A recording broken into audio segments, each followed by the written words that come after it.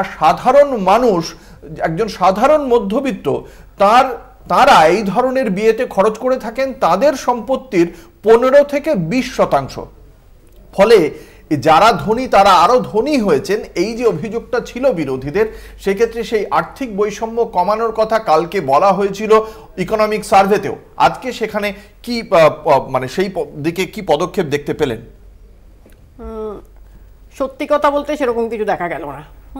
কারণ বারবার যে বিদেশের যে জায়গাটার থেকে যে গবেষণা থেকে আমরা বারবার দেখছি পিপিটি এবং তার সহযোগীরা যে কাজগুলো করেছেন, তারা বারবার যেটা বলেছিলেন যে আগের কিছু জিনিস ফিরিয়ে আনতে, ওয়েলথ ট্যাক্স ফিরিয়ে আনতে, ইনহেরিটেন্স ট্যাক্সের রেট বাড়াতে, সেরকম কিছু কি আমরা দেখিনি কিন্তু ভারতবর্ষ এমন একটা দেশ যেখানে কিন্তু ওই বৈষম্যটা বা আয়ের অসাম্যটা দিন দিন বাড়ছে, এবং আয়ের অসাম্য বাড়ছে বলেই কিছু লোকের হাতে প্রচুর সম্পদ জমা হচ্ছে, তারা তার 0.5% খরচা করেও একটা অনন্তকাল ব্যাপী বিয়ে দিতে পারছেন, যেখানে সাধারণ মানুষের হয়। এখন অনেকেই বলতে পারেন যে তার টাকা আছে বিয়ে দেবে, তাতে আর কি হয়েছে, কিন্তু মুশকিলটা হচ্ছে যে এর যে একটা পড়ে, মানে আমরা অর্থনীতিতে একটা কথা বলি keeping up with the Jones, এবারে সবাই যদি মনে করেন যে আমাদেরও এর কাছাকাছি লেভেলের বিয়ে দিতে হবে, সেটা কিন্তু এই অসাম্য এই জিনিস আরো বাড়িয়ে যাবে। কারণ এই প্রত্যাশাটা তো বাড়িয়ে দেবে যে ওরা যদি দিতে পারছে আমি দিতে পারবো না কেন, সেটা কিন্তু এই বৈষম্যকে আরো বাড়িয়ে দেবে। মানে সাধারণ মানুষের আপনার সঞ্চয়ের জায়গাটা কিন্তু আরো কমে যাবে, তাকে তো সঞ্চয় ভেঙেই দিতে হবে, কারণ সে প্রতি মুহূর্তে অনেক টাকা রোজগার করছে না।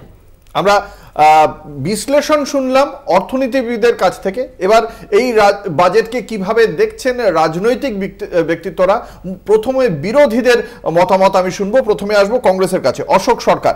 আমরা দেখতে পাচ্ছি যে এই যে মানে এর আগে আমরা দেখেছিলাম এককভাবে বিজেপি ছিল, এবার জেডিইউ রয়েছে এবং তার সঙ্গে সঙ্গে নীতিশ কুমার রয়েছেন। ফলে খুব স্বাভাবিকভাবেই 15,000 কোটি টাকা অন্ধ্রপ্রদেশের রাজধানী তৈরিতে, 26,000 কোটি টাকা বিহারের যাবতীয় রোড প্রজেক্টে, এবং পর্যটনের অধিকাংশ প্রজেক্ট বিহার পেয়েছে। বোধগয়া, রাজগীর, নালন্দা এরা পেয়েছে পর্যটনের অধিকাংশ প্রজেক্ট। তা এই দুটো জায়গায় তো রাজনীতিটা খোলা চোখে দেখতে পাচ্ছি আমরা। আপনি আর কি কি দেখতে পেলেন? আমি দেখতে পেলাম যুবকদের নিয়ে কিছু কথা বলল না, যেটা সবচেয়ে দরকার ছিল। বয়স্কদের নিয়ে কোনো কথা বলল না, যাদেরকে দরকার, যে মানুষের দুটো মানে প্রান্ত আর কি। আমি বলছি আর কি, যুবক যারা চাকরি প্রার্থী তাদের নিয়ে একটা কি 5,000 টাকার স্টাইপেন্ড দেবে 1 বছরের জন্য, এটা কোনো কথা হলো? আর যারা বয়স্ক লোক, যারা রিটায়ার্ড করে গেছে, যাদের পেনশন ছাড়া বা অন্য কোনো ইনকাম ছাড়া কোনো ইনকাম নেই, আর এখনকার দিনে এখন পরিবারও ছোট হয়ে যাচ্ছে, তাদের সেরকম কিছু নেই, এরকম নতুন কিছু দেখতে পারলাম না। উনি দীনদয়াল উপাধ্যায়কে নিয়ে চর্চা করে এতদিন বড় হয়েছেন বা এই রাজনৈতিক জীবনে প্রবেশ করেছেন। দীনদয়াল যেমন বলেছিলেন সবার জন্য আমি কিছু করব, মানে পৃথিবীর একদম মানে দরিদ্রতম মানুষ থেকে সব সাধারণ মানুষ সবার জন্য করব। এখানে আমি দুটো প্রজন্মকে মেলালাম, তার মধ্যে কিচ্ছু দেখলাম না। আর একটা জিনিস সবচেয়ে মজার জিনিস হলো গিয়ে এই যে আয়কর নিয়ে যারা বিশেষত চাকরিজীবীরা তারা বলে আরেকটু ছাড় দিলে ভালো হয়, আরেকটু ছাড় দিলে ভালো হয়, কিন্তু ছাড়ের পরিমাণটা কোনো দিন না, কোনো 0.5%, এটা তো হয় না। আর বাংলাকে কি দিল? পশ্চিমবাংলা কি পেল?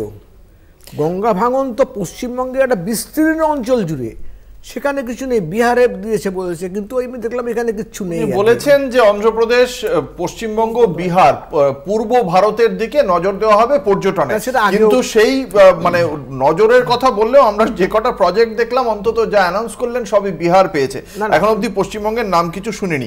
আর আপনি যেটা বলছেন যুবক যুবতী, 1 কোটি যুবক যুবতীকে ইন্টার্নশিপে তাদের একটা বেতন দেওয়ার কথা বলা হয়েছে কেন্দ্রীয় সরকারের পক্ষ থেকে। ইন্টার্নশিপের একটা সুযোগ পাবে আর তাদের প্রভিডেন্ট ফান্ডে প্রথম মাসের বেতন দিয়ে দেওয়া হবে, সেইটা একটা ঘোষণা। এবার সেই ঘোষণাটাকে আপনারা কিভাবে দেখছেন? আর আগে চাকরিটা তো পাবে, চাকরি পেলে প্রভিডেন্ট ফান্ড, বেতন সবকিছুর ব্যাপার আছে, চাকরি তো নেই। 9.2% বেকারত্ব। আর তৃণমূল কংগ্রেসের কাছে বাণীব্রত বন্দ্যোপাধ্যায়। দেখুন, প্রথম হচ্ছে এখন তো বাজেটটা জাস্ট প্লেস হয়েছে, এর বিস্তারিত ব্যাপারটা আমরা কিছু জানতে পারিনি, কিন্তু সাধারণভাবে যেটুকু বুঝলাম তাতে প্রথম কথা হচ্ছে, এই মুহূর্তে আপনি আমাদের সঙ্গে থাকুন, কল্যাণ বন্দ্যোপাধ্যায় কি বলছেন শুনবো। कुर्सी बचाते हैं, बजट है। एनडीए वाला जो है उसका साथ नीतीश कुमार और आंध्र प्रदेश का, उनको सेव करने के लिए, उनको पास में रखने के लिए इसका बजट है। ये इंडिया का बजट नहीं है, देश के लिए बजट नहीं है। वो लोग बंगाल का तो कुछ ही नहीं दिया है। बंगाली को वो लोग देखने नहीं सकता है, बंगाल को वो लोग देखने नहीं सकता है। They can't tolerate Bengalis, they can't tolerate Bengal people. वो साफ हो जाएगा बीजेपी बंगाल से। যে কথা বলছিলেন বাণীব্রত, প্রথম কথা হচ্ছে বেকারত্ব নিয়ে উনি তেমন ডিটেলস কিছু বলেননি, তবে একটা জিনিস বোঝা গেছে যে কেন্দ্রীয় সরকার চাকরি দেওয়ার দিকে কোনো সুযোগ করতে পারছেন না আগামী ভবিষ্যতে। তার কারণ হচ্ছে উনি বলছেন একটা বেকার ভাতা, কথাটা ঘুরিয়ে বলেছেন, নতুন টার্ম দিয়েছেন, কিন্তু দ্যাট ইজ বেকার ভাতার মতোই ব্যাপার। আর হচ্ছে কি, উনি কর্পোরেট সেক্টরকে বলেছেন তারা যদি চাকরি দেয় তাহলে তাদেরকে একটা বিশেষ সুবিধা দেওয়া হবে। তার মানে উনি বুঝিয়ে দিচ্ছেন আমরা চাকরি দিতে পাচ্ছি না, তোমরা চাকরি দাও, আমরা বড় লোককে কিছু পাইয়ে দেওয়ার ব্যবস্থা করবো। সেটা কি, সেটা এখানে দেখা যাচ্ছে না। দ্বিতীয় হচ্ছে জিএসটি সম্বন্ধে ডিটেলস কিছু বললেন না, যেটা কমলে আম জনতার সুবিধে হতো। আচ্ছা, পেট্রোল ডিজেলের দাম সম্বন্ধে কিছু জানালেন না।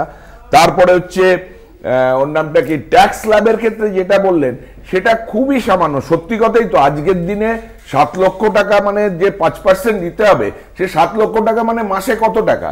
মাসে হচ্ছে আপনার 60,000-এরও কম, 60,000-এরও কম।